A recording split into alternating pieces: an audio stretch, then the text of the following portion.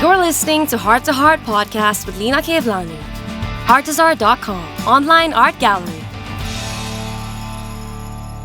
Hi everyone, welcome to the Heart Podcast, a show that features the stories of people who have integrated art and creativity into their lives to bring about change. This is a show of creative possibilities. I am Lina Kevlani and I also run Artezaar.com online art gallery, the home for UAE-based artists. Today I have a fascinating guest called Vikrant Shetty. Vikrant is the head of content and social media at Wavemaker MENA. For your information, Wavemaker MENA is one of the top media agencies in our region. It is part of Group M and WPP networks, and they are the biggest ad group in the world. I too have worked there for about 10 years, and it's one of the best places to work. Vikrant and his team have worked on a lot of award-winning projects, and he has also played for UAE at global cricketing tournaments and continues to do so. And he's a father to 2 boys. Welcome, Vikrant, to the show. How are you doing? Very good. Thank you very much for the invite. And I guess it's been a pleasure working with you previously and connecting with you again right now. Vikrant, let's begin. Tell us a bit about yourself and your childhood. Childhood, I think there was a lot of movement from the younger age. I was born in Bombay, then moved to Bangalore, was there till 7th, 8th standard. And then I moved a lot because of my cricket scholarships, I guess. Probably on the 5th or 6th, they realized I have some cricketing talent. I started getting scholarships in schools. So I moved to Cottons in 8th, moved to Presidency School in 9th. So I kept moving schools till 10th. And this was every year because I had a cricket scholarship, and they had something very specific called a cricket hostel, where they had the best 15 cricketers, junior cricketers of India in one school as part of the hostel. Oh, that's so cool. That's like the movies we see. Yep. Oh, wow. So it was good because the exposure that you get with just on cricketers in Bangalore, all over India, and to be in the top 15 was a great experience. Where everything was paid for, you're kind of taken care of, and day in and day out you go to practice, and then the teachers used to support you while you had studies. So it was an amazing experience with the schooling. And then 11th and 12th I moved back to Dubai because my parents were already in Dubai from 8th. So I had to move to hostel because at that time I had to choose whether I want to stay in India, play cricket. I just got picked for the Karnataka under 14 captain to play for the South Zone tournament. So I decided to stay back. My parents moved ahead to Dubai. And then I joined them again in 11th because after 10th, once hostel was done, I had to kind of find a place, and it was a little difficult moving from family to cousin's house. I think at some point they didn't want to own me anymore. I got disowned at some point, so then I said, okay, let me just move to Dubai. So you moved back to your parents and got owned by them again. Yeah, and I was a single kid, so I guess my parents said, let's just come back to where we are. So I came to Dubai. 11th and 12th in Dubai. Again, there I got a bit of a scholarship in cricket, was best junior cricketer, Al Rabi tournament. And then I realized I probably did a mistake coming back to Dubai. I think I had a lot of talent. I still have a lot of talent. I wanted to go back to India. And then my parents had a condition that you got to do some kind of studies that kind of gives you a backbone support beyond cricket. And I agreed. That's when I moved to Bombay. Probably not the best idea because all my cricketing career was in Bangalore. So yeah. I was kind of forced to move to Bombay because my family from my mom's side, my grandparents and everyone else was based in Bombay. So the only thing they agreed is if you stay with our family and not outside. I guess they didn't trust me. So I said, okay. We went, did my BMS, Bachelor of Management Studies entrance exam. I was hoping I won't pass. I did pass, got selected. So then I had to stay back in Bombay. Played cricket in Bombay for 3-4 years. Again, really good kind of experience because they have leagues like Kanga League, which is so unique, where you play cricket in the rain. I don't think it happens anywhere in the world. Oh, wow. That's fascinating. So I've seen cricketers, I've seen Sachin and Ganguly and all these guys play just because it's so difficult to playing in the rain, that when you play normal cricket, it becomes so easy. So I played because in that the pitch league. changes, right? Pitch changes. It's all gushy. It's thick grass. You can't really hit a 4. It's raining. It's super difficult conditions for the batsman to play. So playing that, you just suddenly your foundation becomes so strong that cricket becomes so much easy. And I just get to understand why the Bombay cricketers, the Mumbai cricketers are so much stronger because of these smaller leagues that they play with. So I did that, and then I guess after that, again, my parents were like, come back. They missed you too much. They're like, come back. So then I did my MBA in Dubai, Manipal, finished that, and then I started working, and since then I've been in Dubai.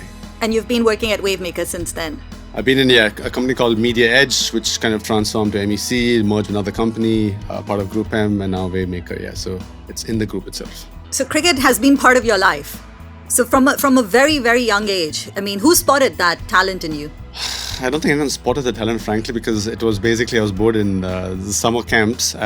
So then I had a cousin at that time who used to play for Karnataka, Ashwin Punja. So we used to watch him play in the stadium, and I think my parents took me to watch, and then I was quite fascinated to see the Chinnaswamy Stadium, him playing against the Indian cricketers, and I was just fascinated with the whole kind of environment there. And then I had summer camp and I didn't know what to do. And then my parents were like, do you want to get into some kind of cricket so that at least you keep yourself busy? And I joined Brijesh Patel and Imtiaz Academy. Brijesh Patel is, by the way, now the IPL chairman right now. So that was the best academy in India again at that time. And I think at that point, they kind of picked that I probably have some raw talent. And that's how I started playing cricket. And again, thanks to my cousin to kind of inspire me. But that's how I got into cricket. And then from there on, it's been an amazing journey. So for our listeners, Vikrant has actually played in the World Cup qualifiers in New Zealand and the actual T20 World Cup, which was in 2014 in Bangladesh, and was part of the UAE outdoor national cricket team for a very, very long time. I remember parking myself at Media Edge, MEC those days, which is now Wavemaker, with my laptop right in front of the television, which we had in the office, and we watched every match you played. And we would sit and put updates on Facebook and all of it. We were very, very proud of you doing this. But then this was our experience, right? Because we're looking at it from behind the television. But how was your experience for the fact that you got chosen to play for the UAE national team? You went to New Zealand and Bangladesh. You have played against, teams that we see on television, like India, Australia, New Zealand, the actual outdoor teams, the actual cricket teams. How was your experience? Probably the best experience because it's completely surreal, because when you start playing cricket, the only dream that you have is to play for the national team. And again, when I started playing cricket in India, it was to play for Indian team. But things change, you move countries, your parents move, so moving to UAE, I still had the hope of playing for the country. And once you play for the country, the pinnacle of sporting event is the World Cup. So all you dream about is that claim that you say that you play for the World Cup. So getting a chance to play the World Cup while still having a working corporate life was super surreal for me. And I remember even when you had the pre-press conference before the match starts. Fortunate for me, I could speak English, so they sent me amongst a lot of the cricketers in the team saying that there's a press conference, can you go speak? I'm like, no problem at all. And I remember the press conference, they were kind of fascinated that I actually have a 9-to-5 job playing the World Cup. And they're like, you're playing against India, Pakistan, Sri Lanka. These are professional cricketers. There's Kohli and Dhoni and all these guys. And they're like, you have a 9-to-5 job? Like, are you serious? Actually, it's not 9 to 5. Let's be honest. It was 9 to 10. 9 to 9. 9 to 9. Yeah. 12, 14 hours a day. In our industry, it's 9 to 9.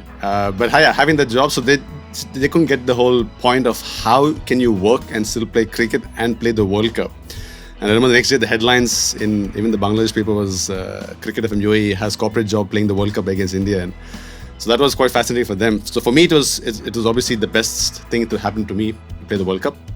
But to manage my corporate life and still play cricket was there's nothing better than that feeling. There was, for our listeners, there's a project that Vikrant and I worked on when we were in the agency life, and that was for FIFA World Cup, the Club World Cup, where we would get the kids to carry the flags and they would go onto the field. I remember how surreal that was. And, you get to see these kids hold these players' hands and they walk them out. There's the national anthem. But we were at the back end of that, you know what I mean? But for you, you've been on the pitch and it must be so, like, goosebumps must have run through you because you're standing there listening to the national anthem and saying, oh my God, I'm playing at the World Cup. Yep. I think it's quite an overwhelming situation when you suddenly have so many cameras and a lot of people, your family and friends are watching you. I think a lot of the cricketers right now, you need to be really strong, and the mental pressure is a lot. I can just imagine, I just got a glimpse of it. I can just imagine what the people who are playing cricket on a regular basis go through. Yeah. And they're scrutinized by social media and the websites and online and TV and everything else, and they still need to go and play. Because when the ball is running and you're facing the bowler, there's so many things running in your mind. So your mental strength is super important at that time. So I could just imagine that small glimpse and what cricketers go through, and not just cricketers, any athlete that goes through. Though the experience was surreal, The mental pressure is very high. It's not easy for anyone to kind of, even if you have the talent, a lot of people don't succeed because of mental pressure. So how did you manage the mental pressure? Probably, I think having a corporate life, managing, and you've worked with me previously also, so you know how difficult the corporate life and our kind of life is with pitching and process and clients and all that. So that could also help me. It helped me a lot, also mental pressure. I think me as a nature in general, I'm probably a little more calm than usually human beings. That's actually the truth. He was actually the calmest out of all of us. I was the raging one. I'll happily take credit for that. I was known as Mad Lina. I think that madness has calmed down a lot right now. But yeah, he was actually the calm pillar. So I'm not sure if it's calmed down for you until now, but yeah. Yeah, it has to a certain extent. You have to give the kids that credit, the kids I teach, Yeah, so it is crazy. I mean, it is obviously a lot of pressure kind of situation. So I guess being calm, moving into and wearing different hats from the corporate life to cricket life, and still trying to be calm because things change quickly, going up and down is just temporary. You kind of have that mindset, then I think can be successful. Vikrant, you now play Indo cricket since you've retired from the main format of cricket, and you're now representing UAE in the Indo Cricket World Cup happening in Australia in October. You must have had to change the way you play because Indo cricket is a very different format. It is. I think a lot of people have tried playing Indo cricket. Some of them have not succeeded because it's quite a very intense format of cricket. I mean, just to kind of clarify for the guys who don't know, it's in a net. Every third ball you have to run. You don't have a choice. You don't have a choice. So in 3 balls, if you don't take a run, you're out basically. Ah. So you keep getting out. If you get out, you get -5. So you could probably even cross the opponent's score and still lose because you keep getting out. So it's very high pressure. The reason I like the game, so I started playing around 2005, I think, so if I'm not wrong, when I was playing outdoor. And a lot of people cannot kind of cope with the change in format playing outdoor and indoor. For some reason, I think I could manage. I was probably a little more versatile in kind of adapting to different formats and enjoyed it because, again, mental pressure on outdoor. When you start playing indoor cricket and you know every third ball you got to do something, then again, outdoor cricket becomes very easy for me. So playing that format kind of got me very excited. Your fielding improves because you're so close and you've got to be really quick in your reaction time. So that kind of helped me a lot also. And then I guess at some point I realized if you have a corporate life and you're building a family, then having an outdoor career, a full-time job and a full-time career outside was very difficult. So the indoor kind of saved my passion, I could say, where I could work the whole day, leave the office, go play cricket in the night and come back. So it helped me continue my passion that I always had. And I adapted really quick and I kind of still love the format compared to outdoor also, yeah. And they have a lot of leagues happening here in the UAE, right? What's interesting is what I found out also is apparently in the globe, we probably have the highest number of games and leagues in the world, UAE cricket. Oh, that's amazing. Because we have so many centers here and it's very concentrated. So there's a lot of local cricketers, a lot of Asian expats who've kind of resided here, who want to still play cricket. They've come from their home country. So for them, having a job and playing indoor cricket is very easier than kind of playing outdoor. And again, outdoor, the heat, like right now in August, you can't imagine us playing cricket outdoor. July, August this year has 45 been degrees, 50 degrees. So indoor cricket is kind of a little more comfort zone for a lot of people. So it just kind of sprouted. There's a lot of centers that opened up. And even globally, they're quite astonished that in UAE, you guys play the most leagues and the most number of cricket worldwide. And that's why there's a lot of cricket kind of development and indoor format in UAE. What do you think are your chances in the upcoming Indoor World Cup? Previously, the last World Cup, I think we were just happy to just play the World Cup. This time, we actually don't want to just be there. We actually want to compete. And I think seeing even the small leagues and a few tri-series where we beat South Africa, we beat England, I think we have a good chance. I'm not going to say that we have a super good chance of beating Australia. So Australia, by the way, has won all the World Cups now in indoor format. Okay, here we go. Australia it is. And then you have New Zealand and you have South Africa and you have England, and then probably we come in terms of rankings. But now I think we're quite confident. You guys did very well for the previous World Cup, right? We did well. I mean, to play the first World Cup after a very long time, it was in Dubai. Kind of beat England. We beat a few other teams, Singapore, Malaysia, India, and all that. So You did beat India, huh? they beat us too. We beat them. So it's It both kind of ways. goes, Yeah. okay. So they beat us here. We beat them in Singapore in Asia Cup. So it kind of is back and forth between us and India. Nice. But yeah, I mean, we are hoping we are not there just to participate in the World Cup. We're there to compete, and we want to give the big guns a tough time. And, for all the listeners out there who have kids and would like to enroll them in these camps, these indoor cricket camps, because I think, as you very rightfully said, it actually helps you improve your game. Where could parents go and register their children? Which camps are there? Which institutes would you recommend? Yeah, so there's a lot of centers. I think, as an aspiring cricketer, you probably need to choose between outdoor and indoor because there are different centers and there are formats. There's obviously one of the biggest boon we have here is that fact that we actually have ICC Academy also, which is the ICC center. The Global International Cricket Council is based in Dubai. And next to the headquarters is ICC Academy, which is outdoor and indoor. So we actually have one of the best facilities, I could say, in a lot of the countries comparison. That's why even the Asia Cup is happening here in UAE. The World Cup happened, and you had the IPL happening. When it comes to indoor format, you have InSports, which is kind of the oldest indoor center for indoor cricket. You have UPro Sports, which is also there in Al Quoz. And then surprising new that's coming up very soon is Danube is opening the biggest center, kind of competing with the World Central in World Trade Center. It's very close to that place.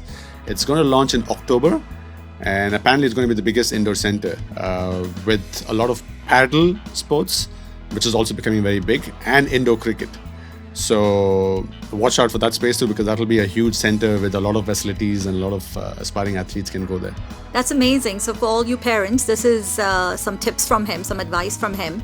And go check out these centers and let's see, maybe we'll have more aspiring cricketers coming out of here. Today, Vikrant, you're the head of content and social at Wavemaker MENA, working across various multinational brands, Nestle, Netflix, Colgate, Huawei, Coca-Cola, just to name a few. Content requires creativity, right? Did you ever see yourself as a creative person coming up with brand ideas, content ideas, creative solutions? Because when you create content and you produce content, you need a lot of creative solutions when we hit walls. Did you ever think that you would get into creativity? I probably didn't see myself as a creative person or didn't see myself as being part of the creative team, frankly. I'm just fascinated with seeing my mom do stuff for clients in the ad agency that she owned. And again, creativity is very subjective, so some people might find it creative, some people may not find it creative, but I could see her trying to do things differently. And sometimes creativity boils down to being different and trying to be out of the clutter. So seeing her, it fascinated me that you want to get into this world because every day seems interesting. It's not monotonous. You get a brief and the second brief is very different. You got to answer it very differently. You got to make sure the brand stands out from the clutter of the ad world or the media world. So it started from there. And I think from there, it kind of got onto me that you want to get into a space where you want to help clients be different, do things differently. And I think creativity happened in between while learning in the whole process. So I'm thankful for the start from there. So from years of knowing you, and even today when we hear you, you're balancing cricket, work, and your family. You're father to two boisterous boys, and I can tell you they're boisterous. I completely, as a human, I think this is something I have never gotten over, is I could never balance my art and my work. I think that frustrated me. And then I would look at you, sitting right in front of me, working, going and playing cricket, and being with your boys, and I could never figure out how did you manage to balance your work, your life, and your passion? Because even today, you're working 9 to 9, you have a full-time job, you're a great father to two boys, you're playing cricket, you're going to the World Cup level again. How do you manage to do it? In the great father bit, just highlight on that so that my wife can hear that. She probably will not agree with you, but it's good you mentioned that. I'll probably keep that as a life treasure. Keep it. But yeah, I think to answer your question, I guess frankly, behind the scenes, there's a lot of sacrifice that happens. It looks good in the front when you see me kind of balancing everything else. To be really true, you do sacrifice a lot. So there's a lot of sacrifice that happens. So you miss, say, wedding anniversary. That's why I said my wife probably hates me playing cricket. You miss anniversaries. You miss kids' birthday. The trip I'm going to go right now to go to Australia, I'll miss my birthday celebration with the family, and I'll miss my second kid's birthday also. So it's obviously not the best thing for my family, my wife, but there are sacrifices to be made. So I think for you to balance it, you need to accept the fact that there will be sacrifices, and you need to prioritize, because there are times where I'll have to miss cricket because work is priority.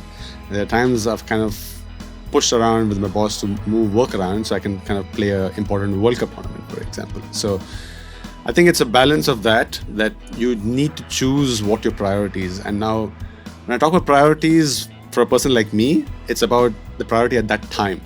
There are times when we have pitches and we have work. I cannot ignore work, because in the end, work gives me my bread and butter. It feeds my family. I have to kind of sideline cricket at times, and I've done that a few times. Again, it's not seen. You probably would not have noticed that. It kind of happens a lot. I've missed games. I've gone late to games. I've got abused by my coach saying that, what are you doing? Are you serious? And this is something that you have to take with trying to balance different things.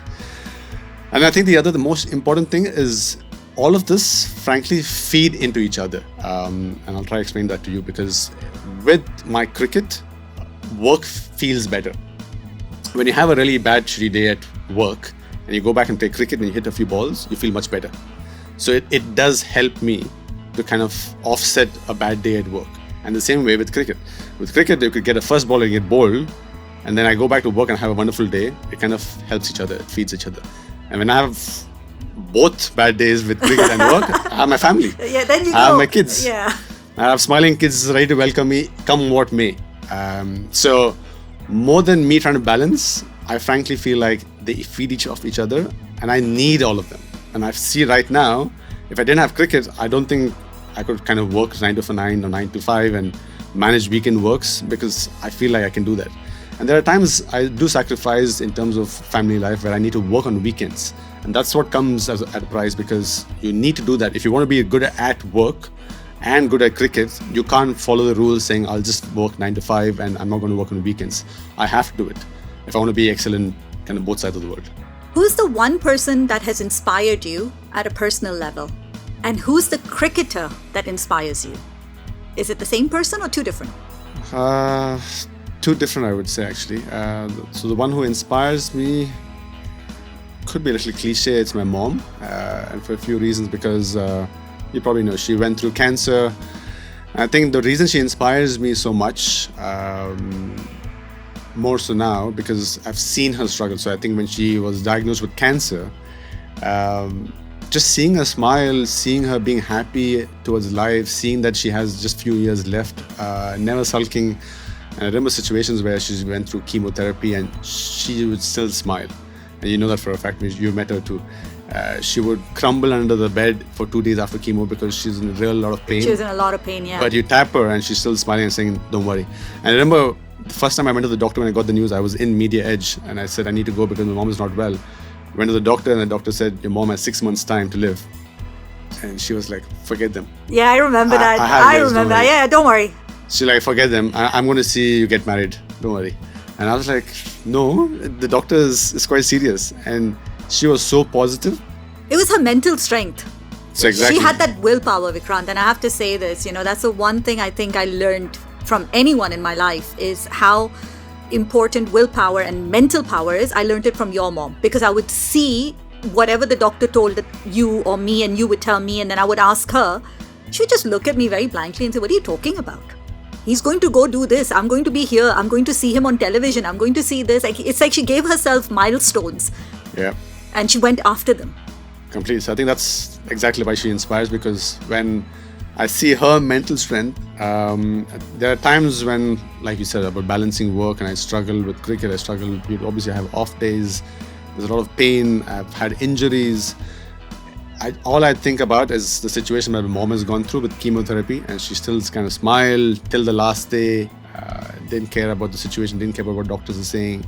People didn't even know she had cancer when they met her for the first time. Yeah, a lot of people didn't even A lot of realize. people didn't even realize it. A lot of people were surprised because they're like, how can she be so happy? The doctors ask me, like, when she comes to chemotherapy, like, how can she be happy? Like, it doesn't make sense because the other patient you can see in the next bed and they're all sulking. And this one is happy. Like, she's come for, I don't know, the theme park to the hospital. Bless her, yeah. And she's talked to everyone and there was a lot of positivity. So the reason she inspires me is whenever I have kind of a problem and struggle or pain, you just think of what she's gone through and everything becomes so easy for me. So that's in kind of personal way. And cricket-wise, again, growing up in Bangalore, there was one cricketer who was called The Wall. I don't know if you know Rahul Dravid. So again, probably proximity of him being in Bangalore, seeing him kind of grow in Joseph, which is another school and college, kind of teaching us as Karnataka players. Because you have heroes, you had Tendulkars, Gangulis, and then you had one guy who was The Wall. He stood there. He just stood there. He had the patience to withstand anything that comes to you, and that's why it's called The Wall, rightfully. So again, I think he inspires me because you had people around him grow with Sachin, Gangulis, Lakshmans, but he was just there. He was just super strong. So he inspired me as a cricketer because He was the foundation of our team, huh? That Complete. whole change that we went through to winning the World Cup, there was a whole 10-year foundation that was built Yep. before Dhoni won the World Cup. And more so with him, I think it's not about just cricket because I just see the way he carries himself outside the ground, his kind of ethics and the way he talks to people and everything else. And that's why he's rightfully now the coach of the Indian team also. Kind of inspires me a lot of how to manage life, how to speak. And he had a very good education too. So I should see him study and kind of grow and we should look up to him. So that's a cricketer that inspires me because it's quite different because you have the heroes, but then you have these people who's resilient and strong and call the wall. Okay, taking a step back, as a content director, give us some tips for Instagram for our listeners who are artists or musicians. What should they do? What shouldn't they do? Maybe 3 things they should do, 5 things they should do, things they should be beware of. Something from your experience that could help our listeners. Yeah, I think Instagram, first of all, is a great platform, first of all, because they have kind of, in the right way, copied the different platforms. They've kind of taken reels from TikTok, they've taken stories from Snapchat. So they're trying to be the best of all the platforms. And Instagram is a very visual platform. So for artists and musicians and all that, visually the grid looks very nice. So which is why I love Instagram myself. I've tried to play around with all the platforms. Personally, for me, Instagram is the best. Yeah, me too. And I think so a lot of things that could help them, like tips to help them, is to understand the algorithm of Instagram. So use a lot of reels. The reason being is you have your follower base that is kind of exposed to the other formats. Reels, the reason why TikTok became famous is because TikTok exposed to an audience beyond your follower base. And that's what Reels does. Reels exposes your content beyond your follower base and it could potentially go viral. If the content is really good, it could go viral. So try using a lot more Reels and you'll see a lot of increase in engagement, increase in followership also, because if your content is really good, you're exposing to a base beyond a kind of an audience that you have. Keeping content, I mean, there's a lot of tips, frankly. I can talk about being consistent, being true to your brand as in yourself, because don't try to be different, be true to yourself. Don't copy. Don't copy, understand what resonates with your audience, do more of that. If you do experiment, try jumping on trends. There's a lot of trends.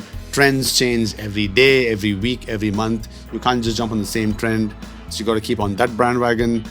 Do a lot of affiliations. Now you have brand partnerships. You can partner with another person also if required. Do those ones.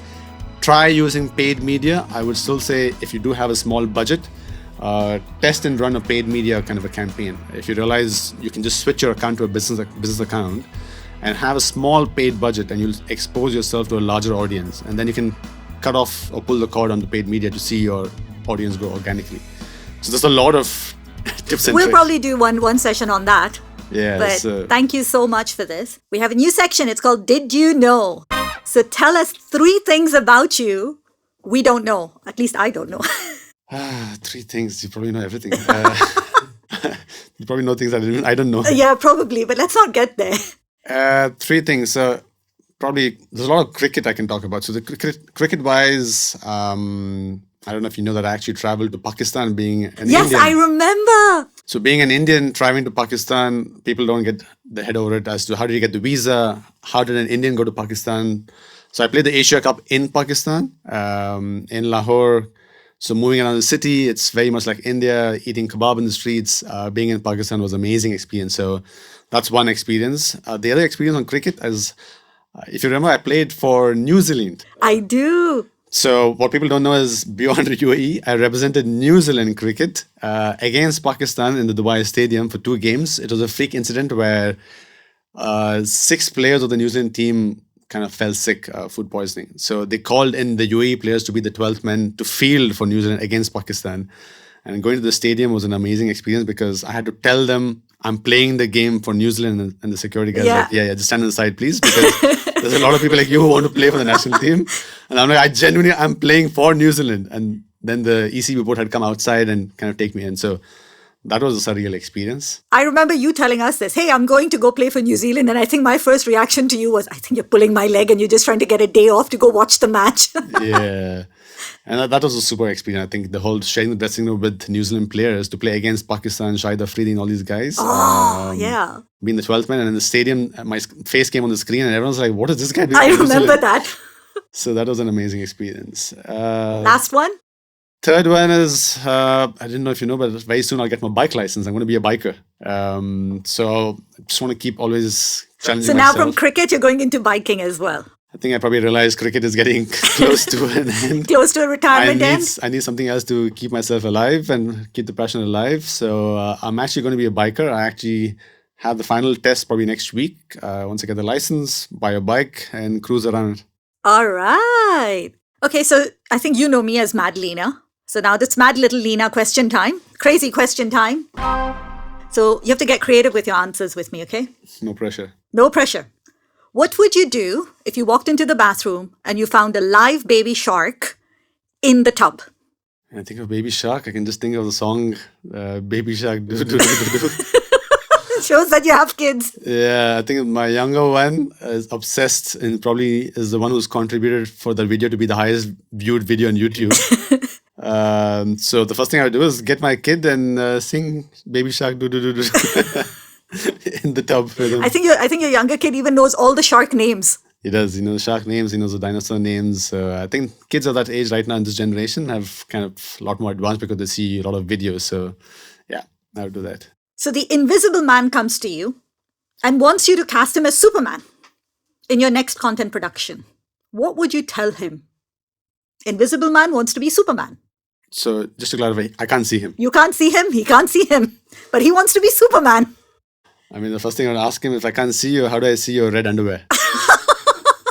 If you want to be Superman, I think what's iconic is the red underwear. So if I can't see your red underwear, I can't see you, then it's difficult to cast you. Here's the last one. If you were not a cricketer, what would you be? Growing up, a lot of people wanted to do something similar like what I wanted to do, which is being a pilot. So I wanted to be a pilot. And I think at some point, my parents made me realize it's super expensive, beta. Just continue doing something more simpler.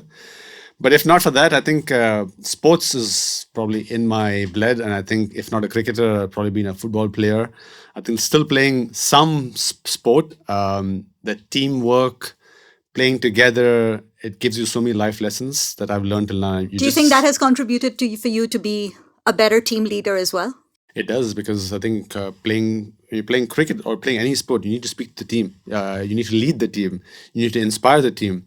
The same thing translates into workspace also. So when you're being a leader, I need to inspire them. I need to kind of talk to them on a regular basis.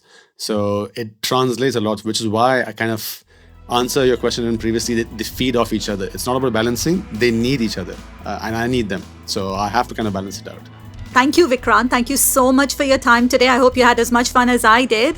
And just as a closing note, guys, thank you so much for your time, for listening to us. Please keep sharing. Please keep motivating each other, and let's spread the joy of art and creativity into the world around. Great to have you, Vikrant. Thank you very much. And thanks for bringing back my memories from the past and everything else. Thank you very much. You're welcome.